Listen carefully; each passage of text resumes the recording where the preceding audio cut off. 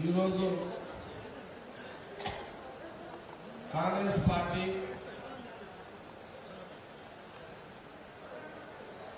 Medak parliament అభ్యర్థిగా నీలం మధుని నిలబెట్టిన తర్వాత మన నీలం Madhu Congress party MP candidate Medak parliament. ఈ మెదక్ పార్లమెంటు గతంలో బాగారెడ్డి గారు, దాని తర్వాత ఇందిరాగాంధీ గారు మరి ఈ ప్రాంతానికి ఎంపీగా ప్రధానమంత్రిగా కూడా ఉండే మనందరూ కూడా తెలుసు. కాలక్రమం రాజకీయ కొన్ని కారణాల వల్ల గత 25 సంవత్సరాల నుంచి మనము అటు తెలంగాణ ఉద్యమం కానివ్వండి, కొన్ని ప్రాంతీయ పార్టీలు రావడం కానివ్వండి, ఇలాంటి సందర్భాల్లో మనకు ఎంపీ కాంగ్రెస్ పార్టీ అభ్యర్థి ఇప్పటి వరకు కూడా గెలవలేకపోయింది. ఈ ఎన్నికల్లో రాష్ట్రంలో కాంగ్రెస్ పార్టీ అధికారంలో ఉంది. సోనియా గాంధీ, రాహుల్ గాంధీ గారి యొక్క నాయకత్వంలో ఇప్పుడు రేవంత్ రెడ్డి గారు ముఖ్యమంత్రిగా, పిసిసి ప్రెసిడెంట్గా, మరి ఈ ఎన్నికల్లో మనము ఈ మెదక్ పార్లమెంట్ అభ్యర్థి మనము నీలం మధుని కాంగ్రెస్ అభ్యర్థిని గెలిపించుకోవాల్సిన బాధ్యత మనందరి మీద ఉంది, గజ్వేల్ మీద ఉంది. గజ్వేల్ కార్యకర్తలారా, గజ్వేల్ నియోజకవర్గ ప్రజలారా, వేదిక మీద పెద్దలారా, అందరి మీద కూడా ఈ బాధ్యత ఉంది. మెదక్ ఎంపీ కాంగ్రెస్ అభ్యర్థి నీలం మధు గెలిపించుకున్నట్టయితే మన నినాదము రాహుల్ గాంధీ గారు ప్రధానమంత్రి కావాలి. కేవలం నినాదంతో ప్రధానమంత్రి కాలేదు. రాహుల్ గాంధీ గారు ప్రధానమంత్రి కావాలి అని అంటే మెదక్ పార్లమెంటు కాంగ్రెస్ క్యాండిడేట్ నీలం మధుని మనమందరం కూడా గెలిపించుకోవాలి. దీనికి అందరూ కూడా సిద్ధమేనా? గట్టిగా ఉన్నారా? మీ అందరిని ఒకటే కోరుతున్నా, గజ్వేల్ నియోజకవర్గంలో బీఆర్ఎస్ మీద మనము ఎన్ని వేల మెజార్టీతో ఉంటాం చెప్తారా? ఎన్ని వేల మెజార్టీ? బీఆర్ఎస్ మీద ఎన్ని వేల మెజార్టీ? 25,000. ఓకే, 25,000 మెజార్టీ ఇవ్వండి. ఆ సత్తా మీకున్నదా? లేకపోతే ఎట్లా?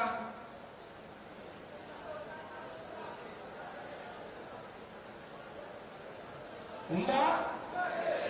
అటు అయితే ఇంకొంత తక్కువే పర్లేదు, ఇవ్వగలుగుతారా? అర్థమైంది కదా చెప్పింది. రెండో పొజిషన్ ఎవరు? గజ్వేల్ బీఆర్ఎస్ కదా, ఇంకొక పార్టీ లేదు కదా. బీఆర్ఎస్ మీద కాంగ్రెస్ పార్టీ కోరుతున్నది గజ్వేల్ కార్యకర్తలను, ప్రజలను ఏంటంటే 25,000 మెజార్టీ అడుగుతున్నారు. కొంత తక్కువైనా పర్లేదు, బీఆర్ఎస్ మీద మెజార్టీ ఉంటేనే, ఈ గజ్వేల్లో ఉంటే అదే మన ఎంపీ అభ్యర్థి నీలం మధుకి గెలిచినట్టే. మీరు గజ్వేల్లో గెలిచినట్టే. దీని సిద్ధమే కదా మనం అందరం కూడా? అందరికి అర్థమైందా? మన మీద చెప్తూ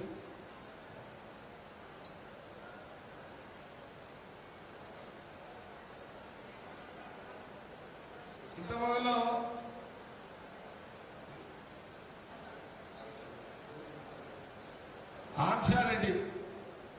ఆంక్షారెడ్డి నా కూతురు ఒకటే సోపుతాడు.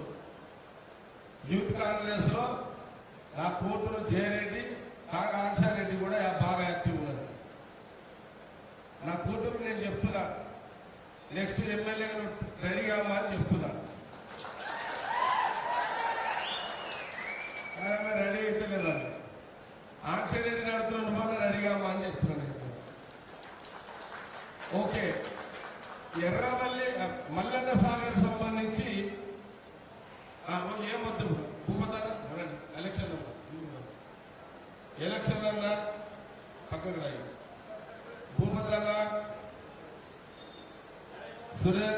దేవేందర్ సిపిఐ లీడరు, ఇంకెవరు చైర్మన్, మున్సిపల్ చైర్మన్, ఇంకా మన చెప్పేది మర్చిపోతాం, సర్దార్. ఓకే, ఇప్పుడే ఎలక్షన్ అన్నా కూడా చెప్పిండు. ఏం చెప్పిండు ఎలక్షన్ రెడ్డి గారు? మల్లన్న సాగర్ బాధితులను రక్షించాలి, భూమతన్న కూడా మల్లన్న బాధితులను రక్షించాలి.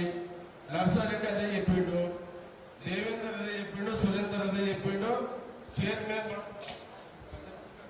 భాస్కర్ కూడా అదే చెప్పిండు, మాజీ మున్సిపల్ చైర్మన్.